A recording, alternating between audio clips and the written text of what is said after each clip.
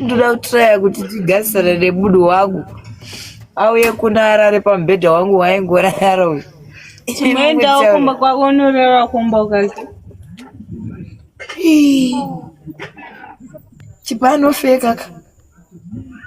Chipano kuda kukusekera wasvika. Ine chipazi. Hazvatidzo. Zvatitswi. Zvatitswi.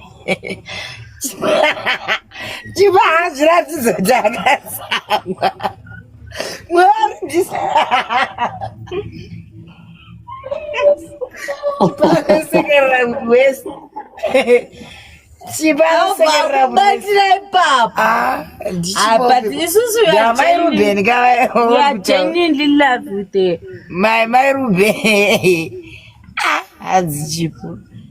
Munhu wanararama naye makore kamwe. Iwe chimboisa foni yako pa palaite ndimomfonera nini. Usamfoneri. Usamfoneri.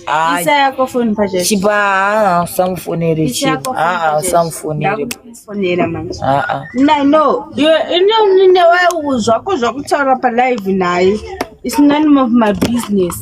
But munhu sister yedu. Blood sister ndezvako nevanhu vako zvese zvokutaura. Nonsense. Mike Nduni.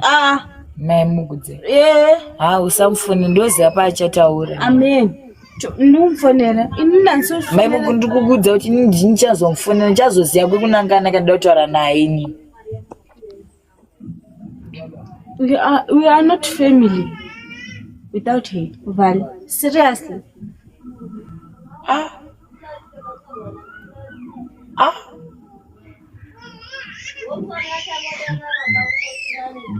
Sunscreen. Sunscreen. Nico Kennedy. Nico Kennedy, can you send me Interstellar?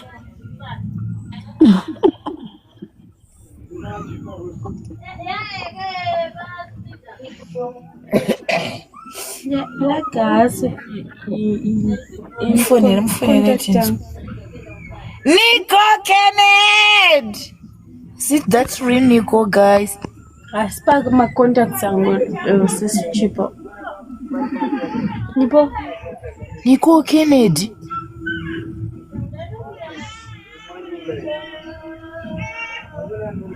Nico, ask out account yako yadzoka.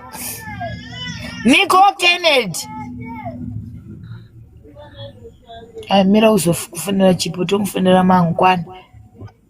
Ndamira. Ndinambomfonera ndamira umfonera. Mira kufunira chipo because chipo ndo muziva. Sister yedu. Kana atidaka. She have to accept us. Chipo, we love you. Katakafuna tisu tunokuziva. Not social media. Not social media, sister. Where we go through.